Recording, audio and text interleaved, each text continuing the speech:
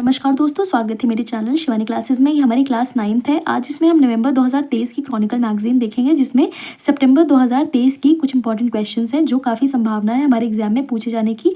तो चलिए शुरुआत करते हैं, इसको डिस्कस करते हैं। तो पहला क्वेश्चन हम जो देखेंगे वो है, भारत की G20 अध्यक्षता के तहत G20 framework working group FWG की चौथी और अंतिम बैठक 18-19 सितंबर 2023 में कहाँ आयोजित की गई? ये हुई रायपुर में। अगला है, किस भरतनाट्यम नृत्यांगना का 21 सितंबर को निधन हुआ? तो ये थी सरोजा वैद्यनाथन जी का। अगला है, प्रधानमंत्री नरेंद्र मोदी ने 23 सितंबर को इंटरनेशनल क्रिकेट स्टेडियम का शिलान्यास कहाँ रखा? तो ये वाराणसी में इंटरनेशनल क्रिकेट स्टेडियम का शिलान्यास हुआ। अगला है, केंद्र सरकार पीएम विश्वकर्मा योजना के तहत कारीगरों को दिए जाने वाले ऋण पर कितने प्रतिशत तक की सब्सिडी देगी? तो ये 8% तक की सब्सिडी देगी। किसको? कारीगरों को। किस योजना के तहत? विश्वकर्मा योजना। तो ये केंद्र सरकार जो सेंट्रल गवर्नमेंट है वो दे रही है। पीएम विश्वकर्मा योजना के तहत कारीगरों को सब्सिडी दे रही है ऋण पर। तो ये 8%। इसके बाद है, which place of West Bengal has been added in the list of UNESCO world heritage list. ये मैंने इंग्लिश में लिखा हुआ है क्योंकि ये क्वेश्चन मैंने कहीं और से लिखा था। तो इसको देखिए कि वेस्ट बंगाल का ऐसा कौन सी जगह है जिसको यूनेस्को ने वर्ल्ड हेरिटेज लिस्ट में शामिल किया है? तो ये जगह है शांति निकेतन। और ये किससे संबंधित है? ये है रविंद्रनाथ टैगोर जी से ये रिलेटेड है, ये जगह शांति निकेतन। तो इसको, ये वेस्ट बंगाल में पड़ती है, तो इसको यूनेस्को ने वर्ल्ड हेरिटेज लिस्ट में शामिल किया है। इसमें कुछ इंपॉर्टेंट चीज़ आप देख लीजिए। There are total 42 places in India under World Heritage List and 42nd one is हुआसला मंदिर जो है वो 42 नंबर पे है वर्ल्ड हेरिटेज लिस्ट में इंडिया के। और अभी तक 42 प्लेसेस हो चुकी हैं इंडिया की जो कि वर्ल्ड हेरिटेज लिस्ट के अंदर आती हैं यूनेस्को द्वारा। उसके बाद है, India is at 6th position in world heritage list. India जो है 6ठे पोजीशन में है इस लिस्ट में। इसके बाद क्वेश्चन देखिए, किस राज्य सरकार ने निवेश आकर्षित करने और राज्य के स्टेनलेस स्टील उत्पादन को बढ़ावा देने के लिए एक सब्सिडी योजना का अनावरण किया है? ये उड़ीसा राज्य ने। फिर से देखिए, किस राज्य सरकार ने निवेश आकर्षित करने और राज्य के स्टेनलेस स्टील उत्पादन को बढ़ावा देने के लिए एक सब्सिडी योजना का अनावरण किया है? तो ये उड़ीसा राज्य ने है। अगला क्वेश्चन है, हाल ही में किस राज्य सरकार ने अडॉप्ट अ स्कूल योजना के कार्यान्वयन का आदेश जारी किया है? तो ये महाराष्ट्र सरकार ने जो आदेश जारी किया है, अडॉप्ट अ स्कूल। अगला है, केंद्र सरकार ने 14 सितंबर 2023 को किन राज्यों के किसानों के लिए फसल वर्ष 2023-24 में अफीम पोस्ट की खेती के संबंध में लाइसेंस की वार्षिक लाइसेंसिंग नीति की घोषणा की? ये मध्य प्रदेश, राजस्थान और उत्तर प्रदेश सरकार ने करी है। अगला क्वेश्चन है, पीएम नरेंद्र मोदी जी ने 14 सितंबर 2023 को मध्य प्रदेश के किस शहर में डाउनस्ट्रीम पेट्रोकेमिकल परिसर और रिफाइनरी विस्तार परियोजना की आधारशिला रखी? तो यह है बीना में। अगला है, दक्षिणी राज्यों के पशुपालन एवं डेयरी क्षेत्र की क्षेत्रीय समीक्षा बैठक 15 सितंबर 2023 को कहाँ आयोजित की गई? ये तिरुवनंतपुरम में हुई। अगला है, प्रतिवर्ष ओजोन परत के संरक्षण के लिए विश्व ओजोन दिवस किस दिन मनाया जाता है? तो यह है 16 सितंबर को। अगला है, प्रधानमंत्री मोदी जी ने G20 के अगले दौर के लिए अध्यक्षता किस देश को सौंपी है? तो ये ब्राजील को। अगली है, किस केंद्रीय मंत्रालय ने हाल ही में बांध सुरक्षा पर अंतर्राष्ट्रीय सम्मेलन का आयोजन जयपुर में किया है? तो यह जल शक्ति मंत्रालय के क्वेश्चंस बहुत इंपॉर्टेंट होते हैं क्योंकि अक्सर ये पूछे जाते हैं। इसके बाद देखिए, किस राज्य सरकार में नंदिनी कृषक समृद्धि योजना शुरू की गई? ये उत्तर प्रदेश सरकार ने शुरू की। अगला है, वर्ष 2022 के शांति स्वरूप भटनागर पुरस्कार के लिए कितने वैज्ञानिकों को चुना गया? तो ये 12 वैज्ञानिकों को चुना गया है शांति स्वरूप भटनागर पुरस्कार के लिए। अगला है, 12 सितंबर 2023 को किसानों के अधिकारों पर पहली वैश्विक संगोष्ठी का उद्घाटन कहाँ किया गया? नई दिल्ली में। किस राज्य ने राष्ट्रीय व्हील चेयर एबी चैंपियनशिप 2023 का खिताब जीता? तो ये महाराष्ट्र ने जीता है। अगला है, भारत ने किस देश के साथ ऊर्जा क्षेत्र में सहयोग समझौते पर हस्ताक्षर किया है? सऊदी अरब के साथ।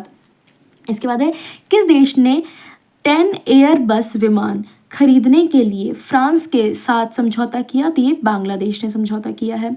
इसके बाद है भारत विश्व का सबसे ऊंचा फाइटर एयरफील्ड किस राज्य केंद्र शासित प्रदेश में बना रहा है, तो ये लद्दाख में बना रहा है।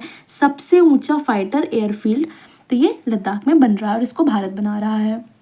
अगला है वनडे इंटरनेशनल क्रिकेट में सबसे तेज 150 विकेट लेने वाले भारतीय स्पिनर कौन बन गए हैं, ये हैं कुलदीप यादव। कुलदीप यादव, ये इंपॉर्टेंट क्वेश्चन है।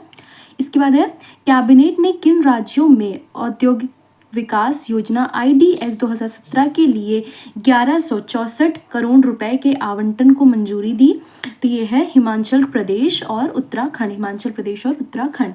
इसके बाद है 2023 क्षेत्रीय सहयोग एवं एकता सम्मेलन का आयोजन किस संस्था ने किया, तो ये संस्था है एशियाई विकास bank ADB Asian development bank ने। इसके बाद है नैस्कॉम के नए चेयरमैन कौन है, नैस्कॉम के नए चेयरमैन जो है उनका नाम है राजेश नाम्बियार जी। इसके बाद है अगला क्वेश्चन, किस देश के सुप्रीम कोर्ट ने गर्भपात को अपराध की श्रेणी से बाहर कर दिया गया, तो ये है मैक्सिको। इसके बाद है भारत के पहले AI संचालित एंटी ड्रोन सिस्टम का नाम है इंद्रजाल। इसको फिर से देखिए, भारत के पहले AI संचालित एंटी ड्रोन सिस्टम का नाम क्या है, इंद्रजाल है। इसके बाद है मत्स्य पालन के राष्ट्रीय सम्मेलन कहाँ आयोजित किया गया, मत्स्य पालन का राष्ट्रीय सम्मेलन कहाँ आयोजित किया गया, ये आयोजित किया गया मुंबई में। अगला है हाल ही में लॉन्च किए गए प्रोजेक्ट 17A के 7वें और आखिरी स्टेल्थ फ्रिगेट का नाम क्या है, तो ये है महेंद्रगिरी।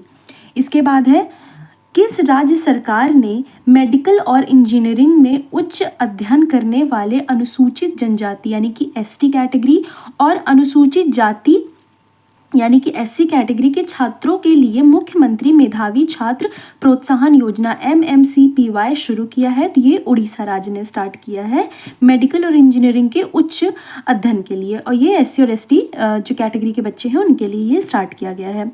इसके बाद है किस कंपनी ने शेयर मार्केट नामक एक मोबाइल एप्लीकेशन लॉन्च किया है, शेयर मार्केट जो एक मोबाइल एप्लीकेशन है इसको किसने लॉन्च किया है, फोनपे ने लॉन्च किया है।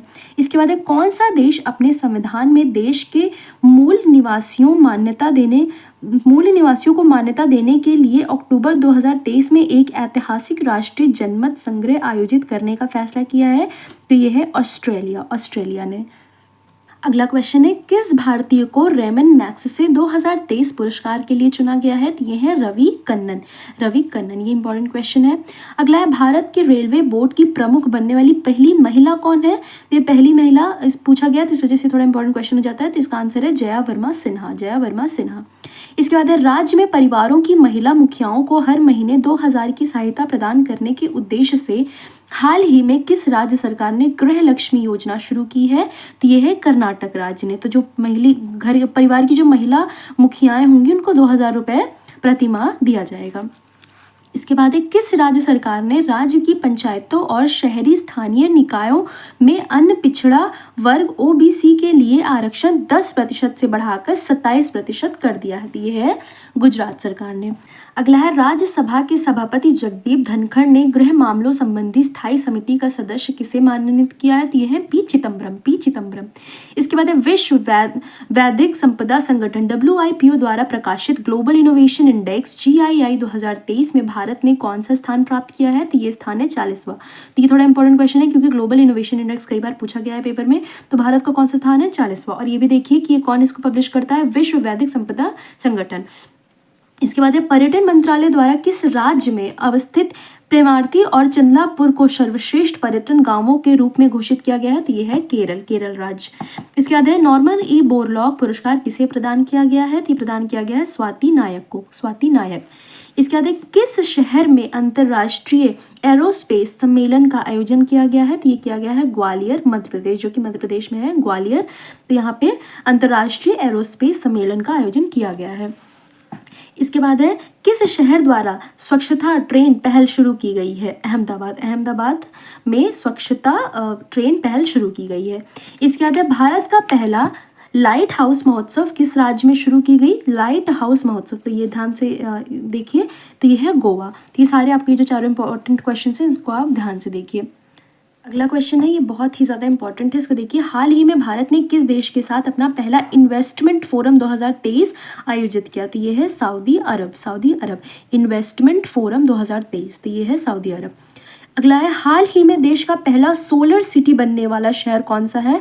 तो ये है सांची। सांची। इसके बाद है, भारत ड्रोन शक्ति 2023 का आयोजन किस शहर में किया गया है? तो ये किया गया है गाजियाबाद में। गाजियाबाद में। इसके बाद है, किस शहर में गांधी वाटिका के साथ महात्मा गांधी की 12 फीट ऊंची प्रतिमा का उद्घाटन किया गया? तो ये है नई दिल्ली। नई दिल्ली। तो गांधी वाटिका जिसमें गांधी जी की 12 फीट ऊंची प्रतिमा का उद्घाटन किया गया है। अगला क्वेश्चन है, आखिरी क्वेश्चन है, किस एजेंसी द्वारा lunar reconnaissance orbiter LRO launch किया गया है? तो ये नासा द्वारा लॉन्च किया गया है।